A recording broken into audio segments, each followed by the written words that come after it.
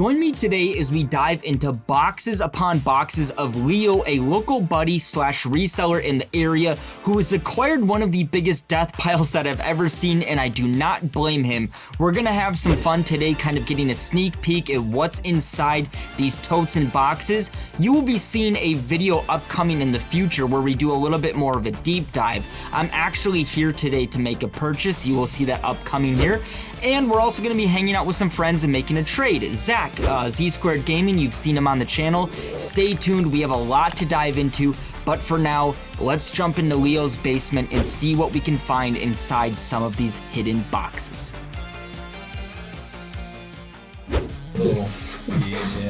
No, dude, sorry, I gotta get a clip. Deal on that. I remember that. Are you selling the Lunar though? Damn. Or is this like personal collection? I was gonna keep it.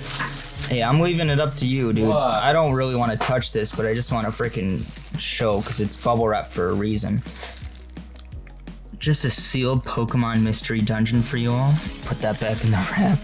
That is freaking, dude. I'm not all about grading, but you thought about sending that bad boy in?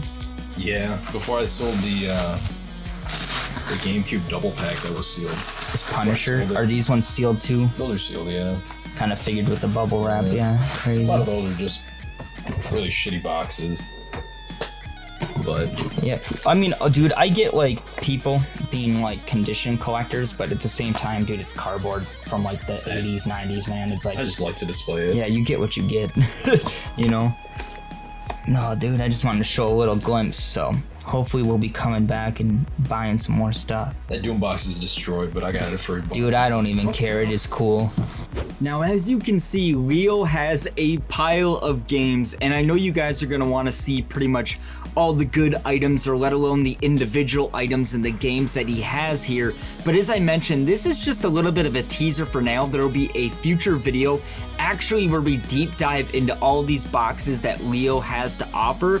I'm here to pick up a PlayStation 1 tote, which you're kind of getting a little glimpse of right now. And just to give you another little look before we move on from his basement, he also has a lot more than just video games down here. This guy's like 80 bucks. Really? Yeah, it's ridiculous. See, this is one thing I never learned about, but I need to, is like the vintage toys, and especially the wrestling memorabilia. That's kind of cool. Just random stuff everywhere, dude. Are these, now I'm gonna be a little nosy, but like, are these all garage sale finds, or is this some of the stuff like you've had growing up? Everything's garage sale finds. Oh, really? Look at that. That was a garage sale find. Lime green Xbox, is that the Mountain Dew one? Mountain Dew, baby. Isn't that one pretty expensive? It's pretty rare, yeah. Yeah. Yeah. Yeah, dude, just anything you can think of. If I see value in it, I don't think, I gotta look at this though quick, because I've never actually seen one in person though. That's freaking cool. I think I paid, I don't know, 50 bucks, 60 bucks for that. And like I said, he's got a lot down here, more than I can afford at the current moment. Yeah, this is odd though, I'm gonna be honest. Is it supposed to be like a music player in a sense? I have no idea. Because it looks like a controller.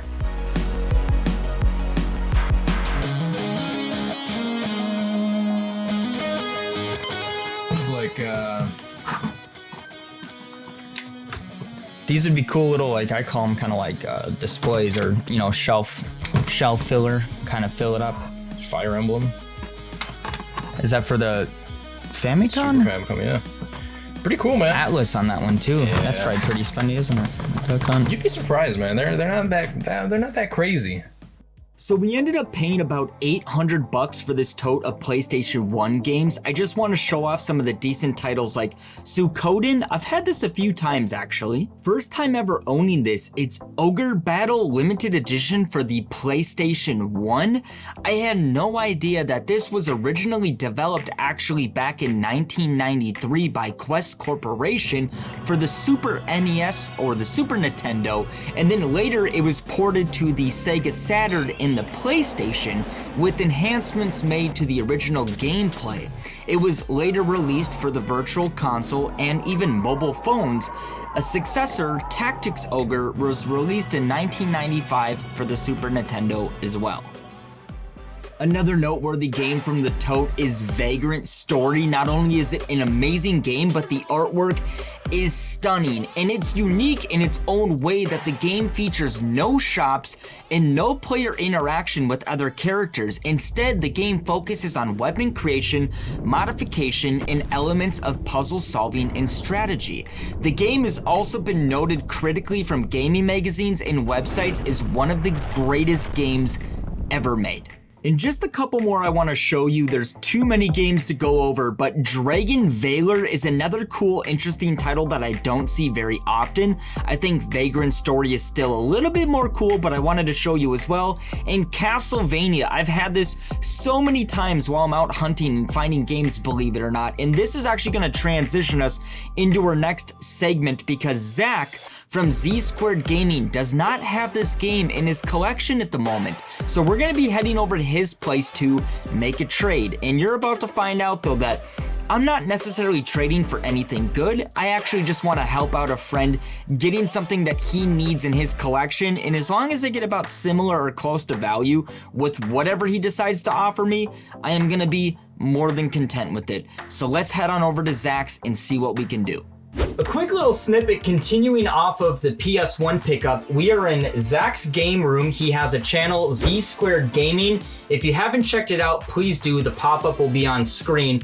And we've also done a massive game room tour of everything that you see behind on his walls. He's in the process of remodeling and expanding. So I think where we were at in the tour, he had what, like 7,200 games? Yep. Where are you at now? Getting close to 7,700. So he added about a good 500 this He's summer. added about 500, yeah, from the time that we've made the tour, which I think was just a few months ago. So he's a crazy collector. Check out his channel. But the purpose of this is I have a little stack of PS1 games that I'm going to be trading him, and he's already got them. Basically, I was just trying to show you. There'll be nice B-roll. I'm doing a PS2 bundle for these. It's Castlevania, I believe it's C12. The other two that are in there, that you might have to pronounce that one. I'm gonna be honest. Akuji. Akuji. I've actually had it a few times. I just don't know how to pronounce it. And then Gunfighter, which kind of looks like a cool Western game. So I just want to put a disclaimer that you guys might be clowning on me here for trading these games for a PS2 Slim bundle. But the point of this is Zach didn't have these in his collection. I'm already making plenty of money off of the PlayStation lot, so I don't mind hooking up a friend who's going to go to a good home and a good collection. And then in return, I can take this PS bundle and get an easy like $90 to $100 out of it on eBay. So it's a win-win in my opinion. Before you guys go all Hater Hank in the comments, I just wanted to put that out there because yes, Castlevania is a great title, but I'm after the Black Label and not the greatest hits. And do you have the Black Label in your collection though? I don't have any, so that's why I was really wanting it. Okay, that's so cool. It's my first one. I've had both, ironically. I've had the greatest hits. I think this is twice now for me.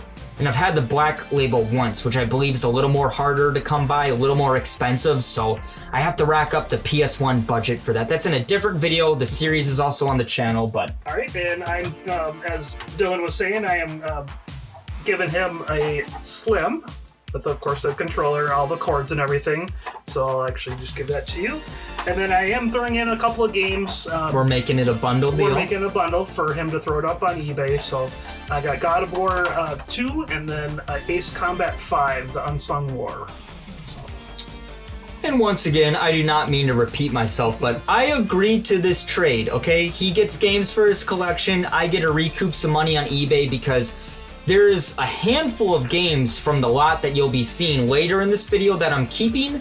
And they're probably going to go to the PS1 Challenge as well. So you'll see more information on that. So that's another reason why I'm content with this trade as well, is just because I'm making my money, I get to keep games for the collection, and I still have eBay inventory to put up and to sell. So it's a win-win. Makes sense to me too. I'm certainly happy to get the few games here, and this will of course add to my 500 that I added to the collection this summer. I think yeah. Fall, so you'll be close. You'll be close. Yeah. With his expansion, he'll probably hit 10K very soon. Probably, yeah. We'll see. No, I have to actually close. get it in here too. So and find it at garage sales. So. This is actually one of the few times that I will actually do trades for stuff in the collection. I do prefer to find stuff out in the wild, but hey, to help out was Dylan a and win-win. also Yeah. to add to my collection. I just had to hop on it. So Well, I appreciate it. right, Thank you. no problem. Thank you. Otherwise, that is all for today's episode. Like I mentioned, stay tuned because we're going to be returning back to Leo's for a bigger in-depth video on everything that he has to offer. Otherwise, thank you guys so much for watching. I will catch you all in the next episode.